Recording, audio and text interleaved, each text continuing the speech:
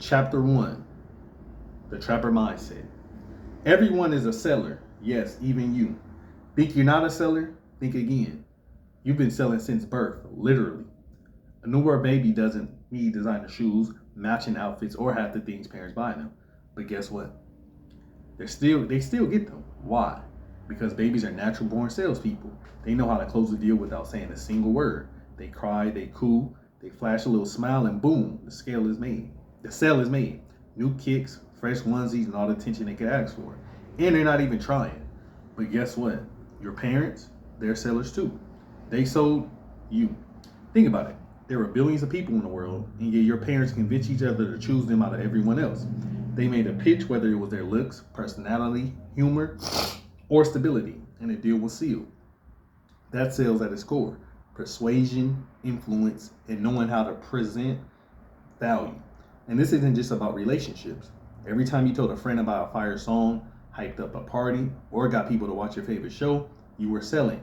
When you convinced your parents to buy you something as a kid, you pitched them on that idea.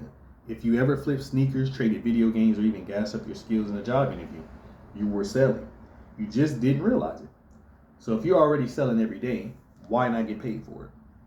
Selling is also about how you present yourself. Let's be real, presentation matters. A good salesperson knows that what you wear and how you carry yourself can make or break a sale before you even open your mouth. Selling isn't just about the words, it's about the full package. Imagine you walk into a high-end luxury car dealership and the salesperson is in basketball shorts and slides. Would you take them seriously? Probably not. Now flip that. If someone is selling sneakers or jewelry in the heart of the city, would a three-piece suit help them close a deal? Unlikely. That's because sales is about fitting your environment. If you're moving high-end cars, a tailored suit, or at least a business casual attire builds trust and credibility. But if you're pushing iced-out jewelry to a hip-hop crowd, you better have a bust down on your wrist and drip that makes people say, yeah, he knows what he's talking about. It's about mirroring your audience and making them feel comfortable. If they see you as one of them, they trust you more. And trust is what makes people buy. Take sneaker resellers. The top ones don't just sell shoes, they live the culture. They rock the kicks, speak the language, and know exactly what their buyers want. It's not just about the products, it's about making people feel like they're buying from someone who gets them. The best sellers are multilingual, and not in the way you think. Great salespeople don't just speak one language, they speak every language. No, not Spanish, French, or Mandarin. I'm talking about the ability to switch up how you talk, depending on who you're selling to. Think about Johnny Dane, one of the most famous jewelers in hip hop. He's an Asian businessman, but he's got a diamond grill in his mouth and talks the talk when he's selling to rappers. That's why he's the go-to jeweler for everyone, from Lil Baby to Travis Scott. But when he's selling to old money clients, he puts on a suit, tones down the slang, and moves like a high-end luxury salesman. Same product, different approach. The best sellers do the same thing. If you're selling to someone from the streets, you need to know how to connect with them. But if you're in a corporate setting pitching investors, you better tighten up your language and switch gears. Adapting to your audience is different between closing a deal and getting ignored. The key: read the room, match the energy, and make them feel like you understand them. Trap Kitchen, from the streets to a global hustle. A perfect example of this. Trap Kitchen, a business that literally started in a Crip neighborhood in Compton and turned into a nationwide movement. Trap Kitchen was founded by Malachi Chef Spank Jenkins, a former Crip who decided to flip his hustle literally. Instead of street business, he took his skills in the kitchen and started selling plates out of his apartment. No restaurants, no licenses, just straight up hustle. He and his childhood friend Roberto New Smith, who had ties to the Bloods, put aside their past affiliation to build something bigger than the streets. At first, it was just a few Instagram posts and word of mouth marketing. Where was I at? And word of mouth marketing. But because they understood their audience, people who wanted fire food with no frills, they blew up. No fancy marketing, just real talk, high quality plates, and a brand that felt authentic. Today, Trap Kitchen has food trucks, cookbooks, and celebrity clients. But it all started with two guys using what they knew how to sell in a way that resonated with their people. Lesson: your background doesn't matter, your hustle does. If you know how to sell to your people, you can turn anything into a profitable business. Sales is everywhere, and you're already doing it. Selling isn't just about pushing the product, it's about influence, connection, and knowing how to position yourself. You're already doing it every day, whether you realize it or not. The question is, are you going to keep selling for free or are you going to turn it into your hustle? Maybe you never thought of it this way, but selling isn't just business, it's everyday life. The question isn't, can I sell? You already do. The real question is, are you a trained or untrained seller? So, trained versus untrained sellers. Selling is like a street ball game. You either know how to finesse your way to the rim or you're just throwing up wild shots hoping one goes in. A trained seller, they're making calculated moves. An untrained seller, they're just out there running in circles. Untrained seller moves, hopes and prays for sale. They talk too much and don't listen. Ever met a dude who try to sell you something, but you can't even get a word in? Tries to sell everyone instead of targeting the right buyer. Lists features instead of making you feel why you need it. Folds the moment they hear, "No, I'm good," instead of finessing the situation. Can't switch up their approach. Talks to a CEO the same way he talks to a teenager. Example, the struggle sneaker seller. Let's say you pull up to a sneaker table at an event. The untrained seller hits you with, "Yo, I got these fours, Jordan 4, size 11, 250. That's it. No effort, no energy. You pause for a second thinking, and they just stand there awkwardly waiting for you to decide. A trained seller, whole different approach. Trained seller moves, the finesse matter. A trained seller asks questions first, sell second. You into retros, you like exclusivity? Creates urgency. This colorway, gone after the night, might not restock. Knows when to push and when to chill. Not every sale is instant, some needs finessing. Matches the buyer's energy. If they're hype, be hype. If they're chill, don't overdo it. Handles objections smoothly. What's stopping you? What's stopping you? Price, fit, style, let's talk. Example, the smooth sneaker seller. Same sneaker event, but now you're dealing with a trained seller. Bro, I see you checking these fours. You know they already shot up on StockX, right? People slept, but resale value climbing. You like exclusivity? This colorway ain't coming back. These are gotta have them joints. Plus you get these today and I'm throwing a discount on your next pair. Now instead of just listing the price, they're selling status, exclusivity, and future value, all while making you feel like you're getting a deal. Bonus example, selling a car. An untrained seller, this car has a V6 engine and leather seats. Boring. A trained seller, you drive a lot. This V6 gives you power without guzzling gas, and the leather spills, crumbs, whatever, wipe it once and it's fresh. Low maintenance, high flex. Key takeaway, untrained sellers hope, trained sellers finesse. One waits for the customer to decide, the other guy's customers to a yes. Which one you want to be? Even your lunch is selling something. You just didn't realize it. Look around right now. Everywhere you look, you being sold something. You think you're just driving down the street? Nah, you're driving through a marketing tunnel. Those shiny cars with massive logos, that wasn't an accident. That could have been a clean design, sleek, minimum logo free. But no, they want the badge front and center. They hoping you see it and think, I want that one. That's moving billboards in the skies. Think about it. Someone walks past you with a Chick-fil-A bag. Your brain instantly recognizes it. Branded colors, branded font, branded cravings. They don't just buy food, they're now an unpaid ad. Walking into the office, into the break room, past your hungry self, boom, now you want Chick-fil-A. This is the invisible layer of influence most people never notice, but it's everywhere. That's why companies put logos on uniform. It's not just policy, it's branding. They want you to be a walking billboard. Even when you're not in uniform, these colors do the work. Red shirt and tan pants, you work at Target. Teal apron and black hat, you're at Starbucks. Sometimes you don't even have to say it, your outfit says it for you. Even in conversation, you show up to an event looking sharp, dressed clean, someone says, you look nice, what do? You answer with your company's name. Boom, free promo. You didn't even mean to sell it, but you did. You're part of the system now. And here's the part that blows people's minds. Most people have never stopped to think about this. That's the average walk to work. The average walk to work, the trip to the store, the lunch break is all a parade of advertising. You're watching ads in real life. You're wearing ads. Sometimes you are the ad. So how do you train yourself to sell? Shocking fact. Study shows that 80% of sales happen after 5 follow-ups, but most people quit after 1 or 2. Excuse me. That means that if you give up after 1 loss, 1 post, or 1 attempt, you were probably this close to closing the deal. Now imagine if you knew how to follow up the right way. If you're bad at selling, it's not because you don't have the gift of gab. It's because you haven't trained for it. Nobody is born a master salesperson. Even the best hustlers, Nipsey, Damon Johnson, Steve Jobs, or the founders of Trap Kitchen learn how to sell by actually doing it. Learn how to sell by actually doing it. The only difference between a trained seller and an untrained seller is repetition and refinement. Get comfortable with rejection. Most people fear selling because they're afraid of hearing no. But the best sellers, they don't flinch. If you're scared to ask for something, start small. Negotiate at a flea market. Ask for extra sauce at an extra restaurant, or try to get a discount on your next purchase. The goal isn't to win every time. It's to train yourself not to take rejection personally. Know your product like you know your favorite song. Ever had someone argue about what a lyric about a song is? Ever had someone argue with you about a song lyric and you knew they were wrong? That's how confident you should be in what you're selling. A trained seller knows their product inside out. They can break it down for a college professor or a 12-year-old kid. If you don't believe in what you're selling, nobody else will. Learn to read people like a poker player. Sales isn't just about what you say, it's about how you read the other person. Notice body language, tone, hesitation. If they keep looking away or crossing their arms, they're not convinced yet. A trained seller adopts. If they're casual, be casual. If they're serious, tighten up.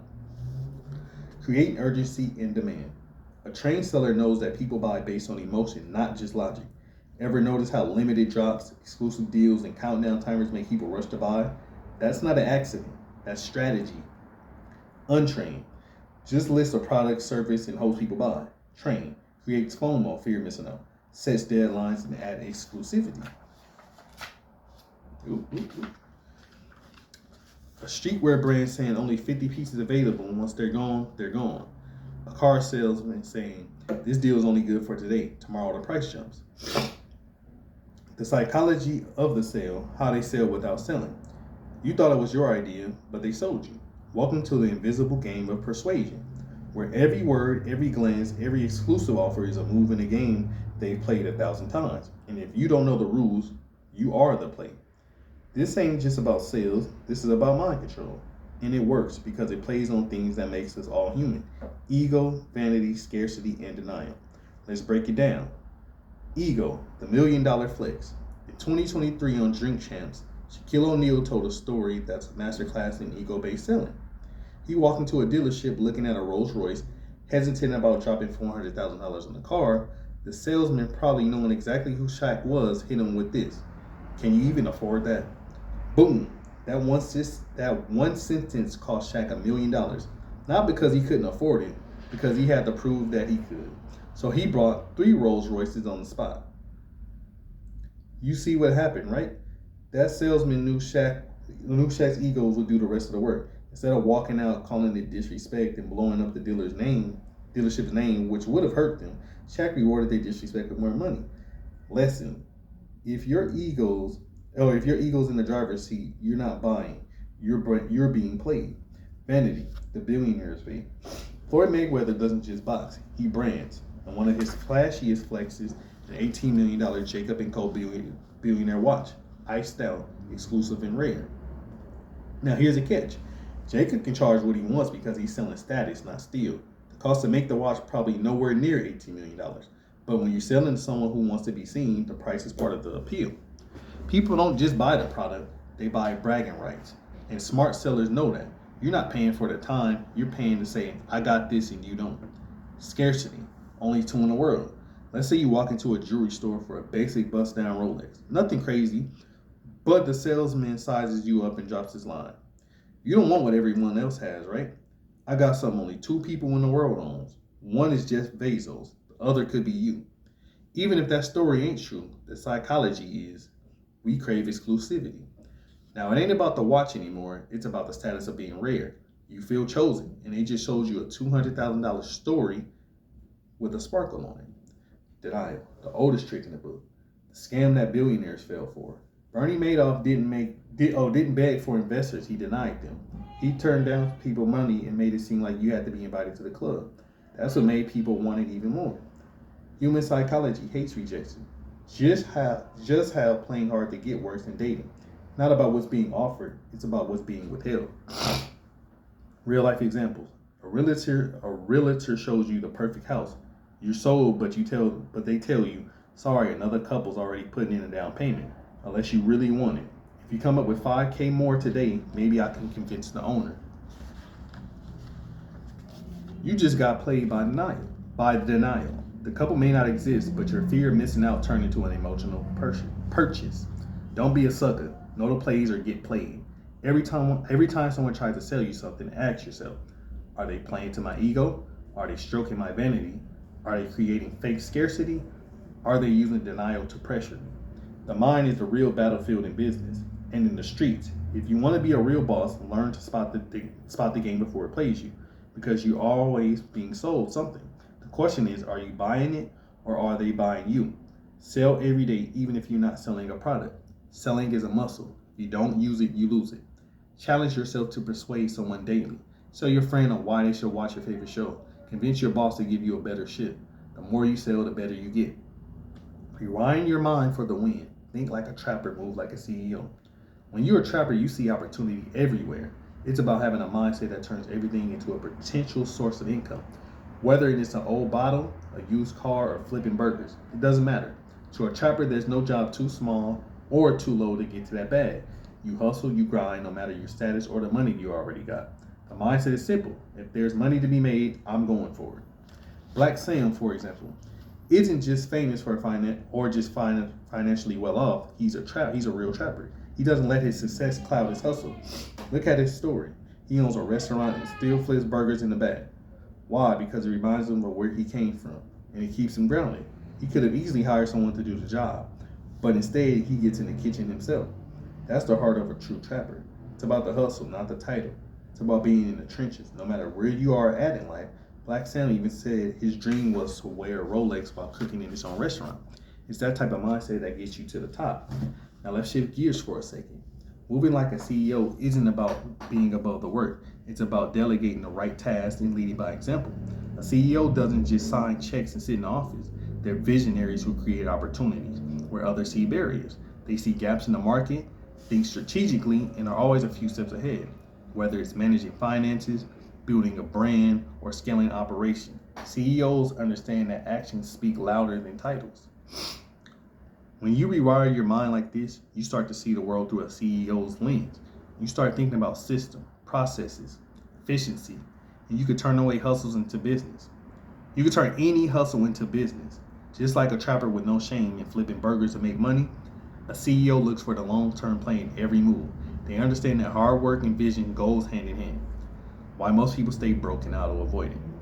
Ever wonder why some people stay broke no matter how much money they make? It's not bad luck, it's bad money habits.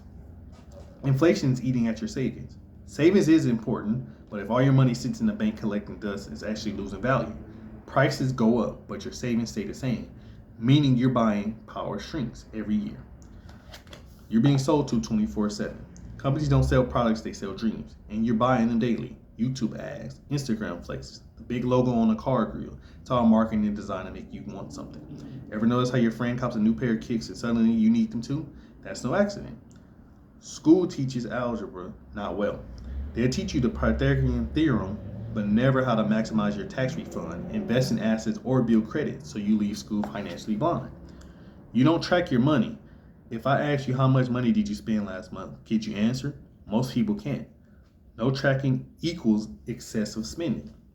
You're buying liabilities, not assets. A new car loses 10% of its value the second you drive it off the lot. But most people will finance a flashy whip before they invest in anything that makes them money.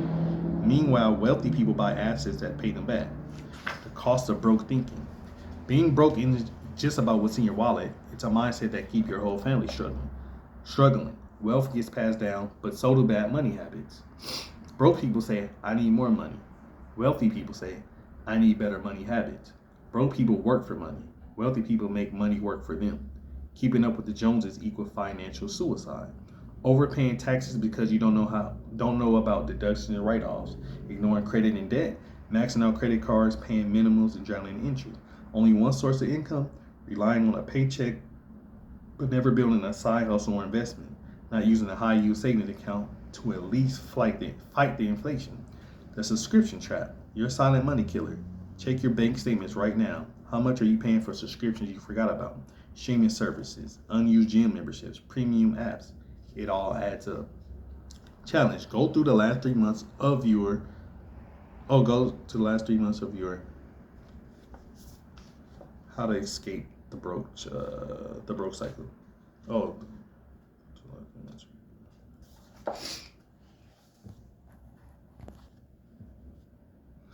how to escape how to escape the broke cycle. Budget like a boss. Track every dollar, even if you don't control your money. It will control you. Live below your means. If you make 5K a month but live like you make 10K a month, you're not hustling, you're drowning. Invest early and often. Even if it's just $50 a month, the earlier you start, the bigger the return. Put your money to work. Invest in stocks, real estate, or a business. If your money isn't growing, it's dying. Control your spending triggers. Unfollow influencers that make you feel like you need to spend. Pay yourself first. Automate savings and investments before you even touch your paycheck, like how Uncle Sam does with taxes. Discipline over motivation. How to stay consistent. Motivation is like that hype friend who gets you excited about hitting the gym, starting a business, or eating healthy, but disappear when it's time to actually do the work. It feels great in the moment, like when you watch a dope transformation video and think, yeah, I'm going to start working out. But when the alarm rings at 5 a.m., motivation is nowhere to be found. Discipline, on the other hand, is that quiet, reliable friend who doesn't care how you feel. It doesn't ask if you're in the mood to grind. It just get up and does it anyway. That's why discipline always beats motivation. The candle test: motivation versus discipline. Imagine lighting a candle outside on a windy day. That's motivation. It flickers, struggles, usually burns out fast. Now light a candle inside a calm, quiet room. That's discipline. It stays lit, steady, and reliable. Motivation starts the fire, but discipline keeps it burning. Real life example: the gym membership scam. Think about gym memberships in January. Every new year, people get hyped about getting in shape. They sign up, buy new workout gear, and tell everyone they're going to be shredded by summer. By February, half of them quit. They relied on motivation, and when it faded, so did their commitment. But the disciplined ones, they didn't wait for January to sign up. They work out when they're sore, when it's raining, when nobody's watching. They don't need motivation because they have habits. How to build unstoppable discipline. Number 1, make it non-negotiable. Treat your goal like brushing your teeth. You don't wake up and ask, do I feel like brushing today? You just do it. Apply that same mindset to your hustle. Number 2, the barrier to entry. If you want to work out, sleep in your gym clothes. If you're trying to read more, put the book in your pillow so you can't ignore it. Make starting easy. Attach it to a bigger goal. Want to quit smoking? Don't just say I should stop. Tell yourself, if I quit smoking, I'll save $3,000 a year, which means I can invest in a business. Discipline is easier when the reward is bigger than the sacrifice. Number 4, master the 2-minute rule. When you don't feel like doing something, just start for 2 minutes. If you plan to run but feel lazy, just put on your shoes. 9 times out of 10, you end up running anyway. Number 5, don't rely on feeling. Successful people don't wait to feel like it. They just show up and put the work in. Whether they're excited, tired, or uninspired, discipline doesn't care how you feel. The truth: motivation comes after action. Most people want to feel motivated before they start something. But the secret is action creates motivation, not the other way around. You don't get motivated to go to the gym. You go to the gym and then you feel motivated. Winners don't wait. They move first. Stop waiting for that hype moment. Be disciplined, take action, and the results will follow. Invest in yourself. The hustler's playbook for leveling up. Most people think investing is just about stocks or real estate. But the real investment, your skills, your mindset, your connection, and even how you present yourself. The best hustlers don't wait for someone to hand them a bag. They become the bag. Number 1, skill stacking. The more you know, the more you earn. The easiest way to stay broke: rely on one skill forever. The world moves too fast for that. The top earners don't just specialize, they stack skills. A barber who learns marketing can turn a side hustle into a 6-figure shop. A graphic designer who understands branding can start charging double. A sneaker reseller who studies e-commerce can flip kicks worldwide instead of just locally. Action steps. Identify one new skill you can start learning this week that will increase your income. YouTube University is free, no excuses. Number 2, your network is your network. You don't need rich parents, you need rich conversations. The people around you can either put you on game or hold you back. Broke people talk about people. Hustlers talk about opportunities. If you're the smartest in your circle is too small. The biggest deal happens off social media in private rooms, DMs, and events. Action steps. DM or meet up with one person this week who is where you want to be. Ask them one question about how they got there. Action step. Find a role model in your field. How do they dress? How do they speak? Adapt and apply. Mental and physical health. Stay sharp. Stay in the game. A rich mind and a weak body won't last. A rich body With a weak mind, it's just as bad. No sleep, no focus is going to be bad decision. No gym, no energy equals low hustle mode. Too much stress, no mental clarity equals burnout. Action step: choose one area to level up. Better sleep, gym, meditation, or even just drinking more water. Small habits add up. Master your speech. Talk like a pro. Speak clearly and confidently. I need to speak clearly as well. If you mumble or speak too quickly, you lose credibility. Slow down, project your voice, and eliminate filler words like or like. Practice by reading aloud or recording yourself, then listening for areas where you can improve. Expand your vocabulary. A hustler uses the right to make an impact. Learn the lingo of your industry and practice using words that show you know your stuff. You can learn vocabulary from books, podcasts, or even by keeping a word of the day journal. Pronunciation is key. Being clear is essential. Master proper pronunciation so your message comes across the way you intend. Use language learning apps like Pronunciation Power or YouTube videos to help you refine your pronunciation. Match your energy. Whether you're talking to a high-end client or your homie down the street, you need to adjust your tone, speak in a way that connects with your audience. Take courses on platforms like Udemy or Coursera for public speaking or practice with friends in real life situations. Body language matters. Your body speaks before you do. Own the room. Stand tall, make eye contact, and speak with intention. Confidence is contagious. Consider watching TED Talks or speeches by leaders and pay attention to how they use body language. You can practice in front of a mirror or with a coach to refine your presentation. 6. Reinvest in the business. Feed the machine. A real hustler doesn't just make money, they make it multiply. Don't blow all your profits. Reinvest in the market, better tools, and education. Take courses. Buy better equipment. Pay for mentorship. The best CEOs reinvest their first big check. Broke people celebrating. Action steps. Look at your last paycheck or profit. What small percentage can you put back into the business or yourself? Final thought. The game is in your hands. The difference between winning and losing. Who's willing to bet on themselves? Every day you have a choice. Stay comfortable or level up. The real trappers, the real hustlers, they invest in themselves first because they know they are the asset. Now, what's your next move? Advanced strategy for overachievers. Overachievers, only for those who want to level up. For the readers who are already moving at a fast pace and want to challenge themselves, these advanced strategies are perfect. But I'll make it clear that these are optional and not necessary for everyone. Remember, success isn't about motivation, it's about action, discipline, and consistency. Take one step at a time. Hustle smarter, hustle harder. And I have a Trapper's Reflection Worksheet. Chapter 1, Trapper's Mindset.